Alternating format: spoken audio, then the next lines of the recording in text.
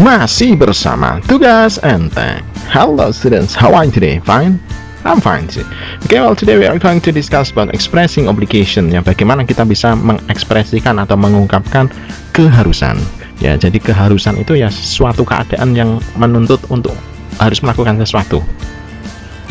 Nah, dalam bahasa Inggris biasanya menggunakan kata must atau have to. Ya, jadi ini menggunakan model auxiliary must, have to.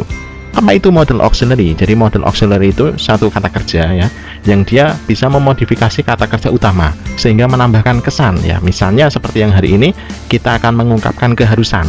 Ya, jadi nanti akan ada arti harus.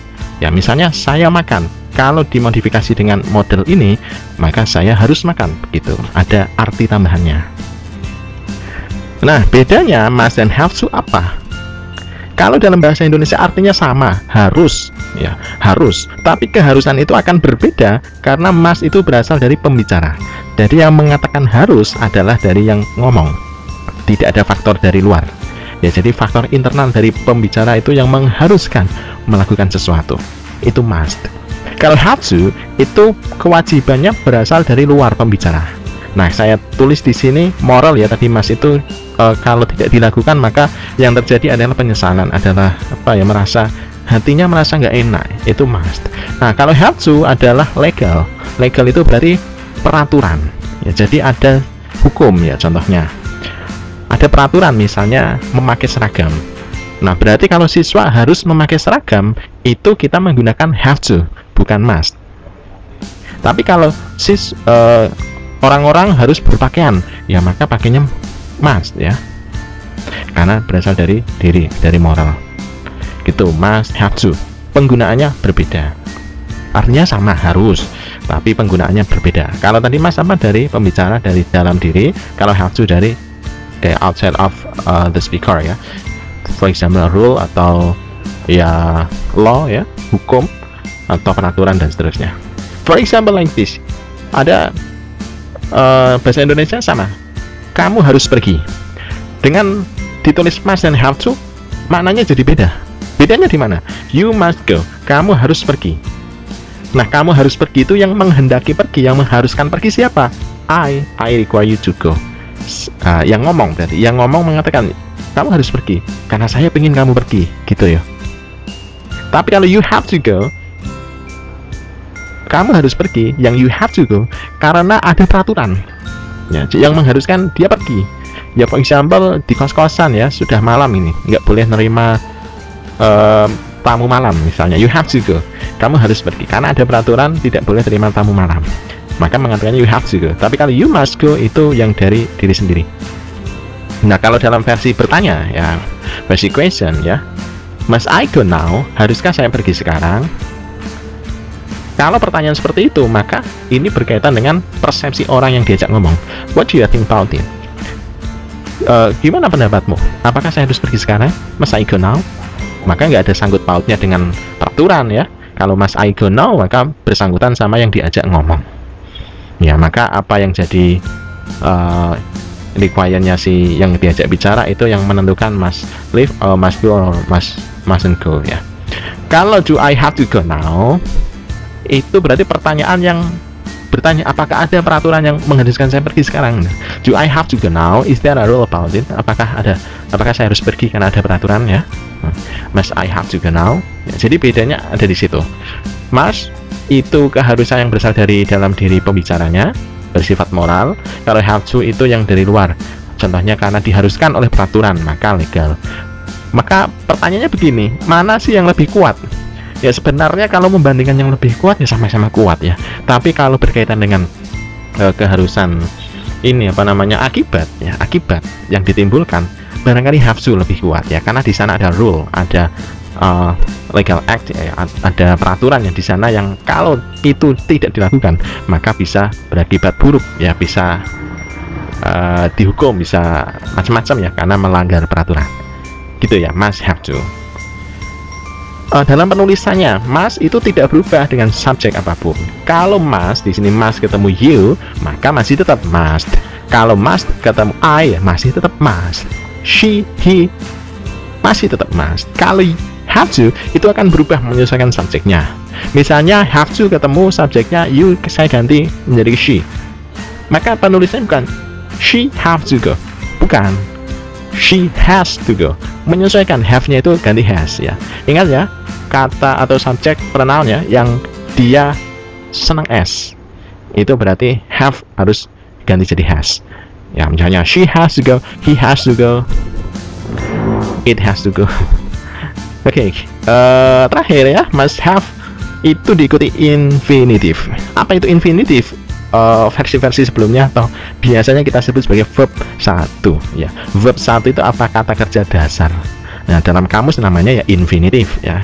Jadi mulai sekarang kalau nemu kata infinitive artinya ya kata kerja yang belum berubah, itu namanya infinitive. Maka posisinya atau penulisannya, polanya adalah subjek, must atau have to ditambah infinitive. Contohnya di sini go itu infinitive ya bentuknya ya. Jadi go itu belum ketambahan s, es atau ed. Ya ini masih infinitive, masih asli. Get it ya? Nah, kalau ada pertanyaan silakan di kolom komentar. Sekarang have to itu mengungkapkan suatu keharusan yang sifatnya umum. Ya, have to umum, kalau must itu spesifik. Contohnya you have to drink enough water. Siapa you? You itu ya orang-orang. Ya, jadi kalau untuk semua orang maka pakainya have to. I must tell you about it. I must tell you about it. I must. Yang spesifik ya. Tell him. Him spesifik kepadanya. Maka menggunakan must. A student has to be polite to the teachers. Seorang murid harus sopan terhadap guru. Siapa seorang murid? Ya semua murid. Ya, maka menggunakan has to. I'm visiting Alan tomorrow. You must come with me. Ya, ini spesifik you must come with me. Spesifik orangnya, tidak untuk semua orang, tidak untuk umum. Ya, ini penggunaan have to dan must untuk penggunaan umum dan spesifik. Kemudian must hanya berlaku untuk keharusan yang ada di saat ini, untuk present saja. Kalau untuk past, masa lampau atau masa depan future, kita menggunakannya have to. Contohnya, kalau masa sekarang ya, I must bake more cookies for kids. Ini saya ngomong waktunya sekarang. I must bake more cookies for the kids.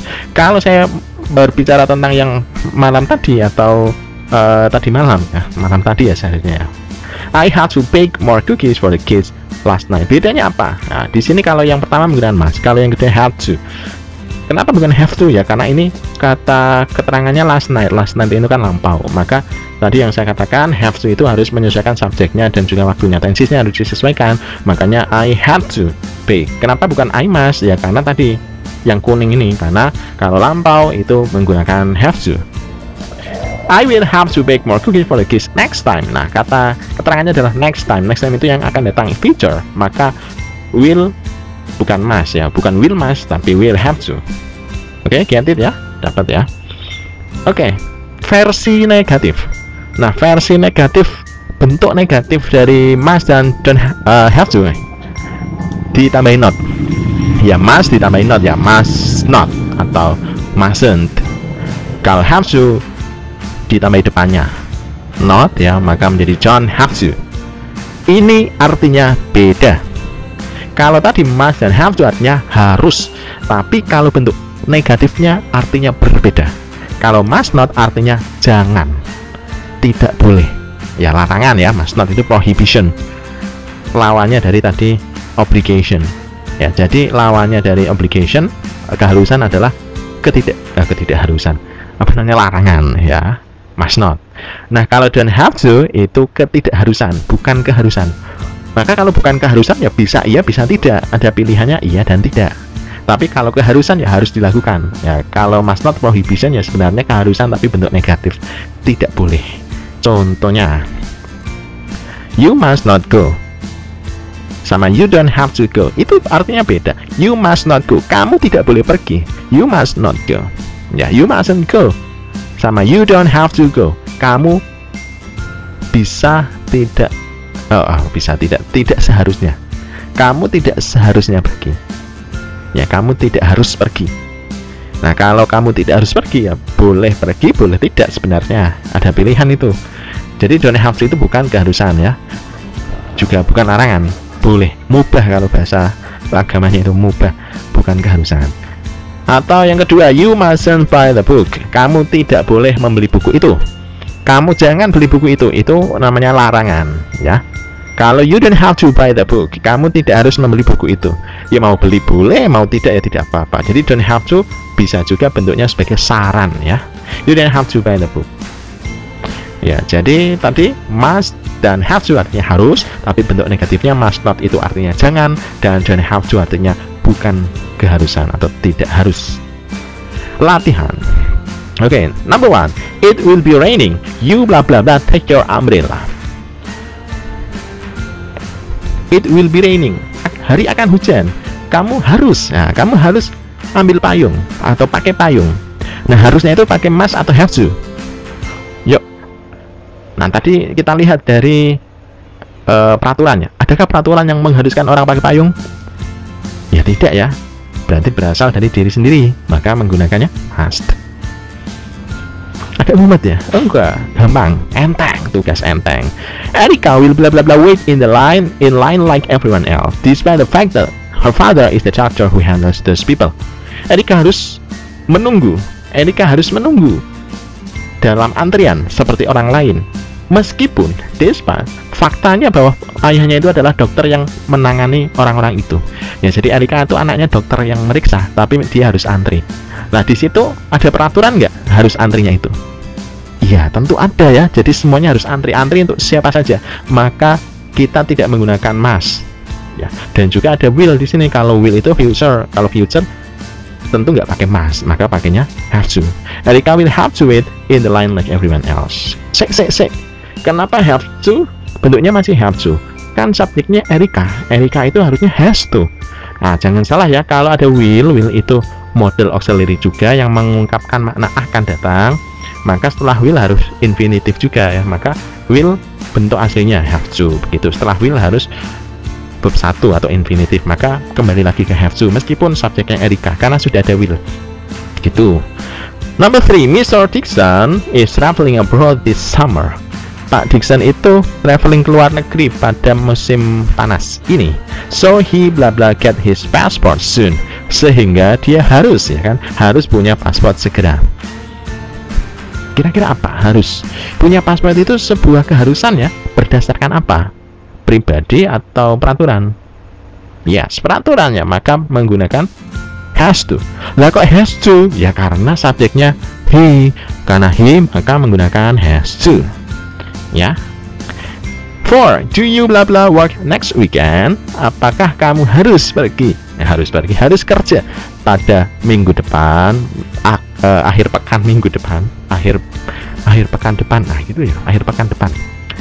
I really need to see you soon. Can you take some break?